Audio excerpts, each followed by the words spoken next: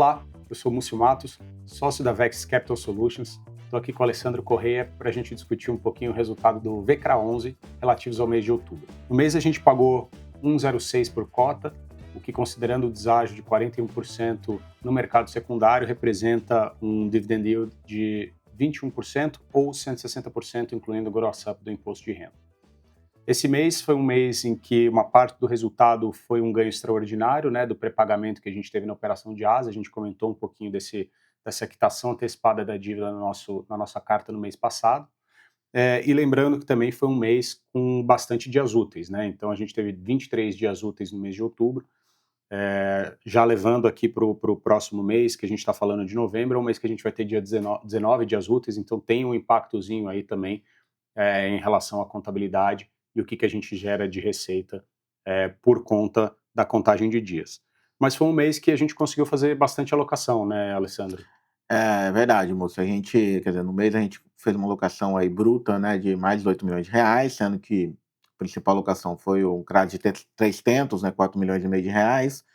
Esse CRA de 300 é um CRA que veio a mercado aí, uma operação primária, uma empresa que a gente gosta muito, uma empresa verticalmente integrada, onde ela tem desde da parte de originação do grão, relacionamento com o produtor, faz a revenda, faz operações de barter, parte de esmagamento, produção de óleo e farelo de soja, até a parte de biodiesel, e também agora eles vão entrar no mercado de etanol de milho, que é um segmento que a gente acha bastante interessante, Então, uma empresa robusta, listada na bolsa também, com uma governança muito grande, boa, uma empresa de dono, tocado pelo Luiz lá, que é o CEO e um dos principais acionistas junto com o irmão dele. Então, é um craque que veio bem a calhar, em direção à nossa estratégia de diversificação e também de alocar mais em operações high grade,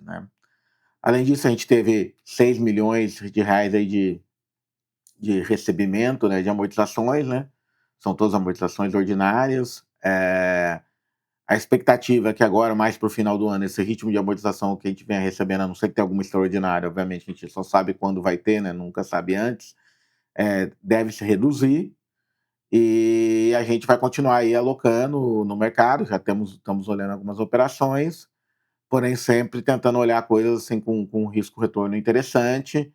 Acho que o mercado ainda continua, como a gente escreveu aqui na carta, continua desafiador no sentido que os spreads continuam apertados, porém a gente já vê uma certa tendência de começar a normalizar, Não que ainda tenha normalizado, Então acho que tem muita operação ainda aí sendo feitas em spreads que a gente entende que não compensam o risco, Mas já começamos a ver que o mercado já está começando a ficar um pouco mais reticente a aceitar essas operações, então a gente espera que isso normalize.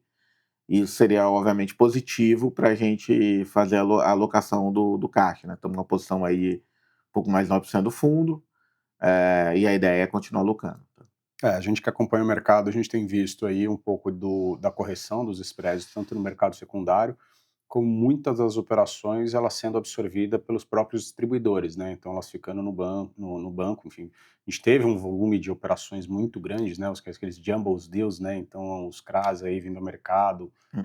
em volumes muito grandes. Agora a gente tem visto, uma absorção pelos bancos dessas emissões, o que indica que potencialmente a gente está no início de uma inflexão, que os investidores demandam um pouco mais de prêmio para segurar isso no longo prazo. E aí, com a queda da taxa de juros, já quer dizer, cada vez mais claro que vai ter queda, no ano que vem, Você vai chegando perto do evento, é normal que também aconteça essa normalização, Porque o benefício fiscal de você ter uma operação quando a taxa de 15% é 15% de 15%, Então é 2,25, ou 17,5, dependendo onde você compara.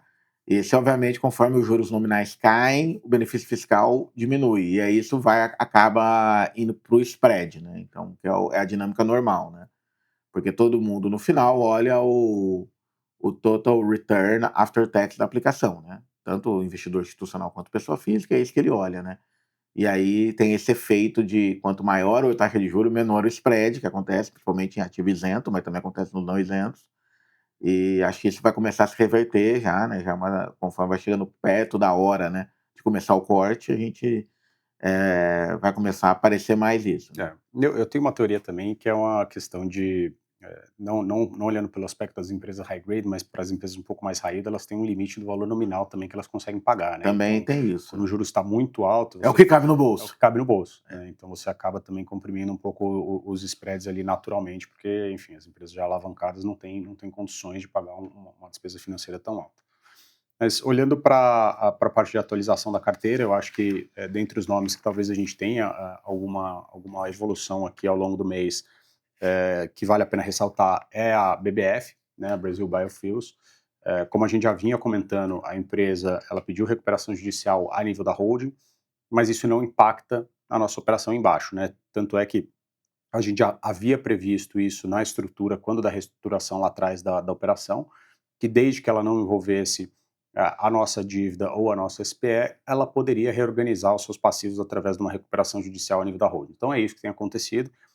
A gente tem mantido contato direto com a empresa, então lembrando aqui que ela classificou a nossa dívida como extra concursal e também entrou com um requerimento do pedido de desistência da RJ da SPE, né, que havia feito assim, até por engano ali no começo.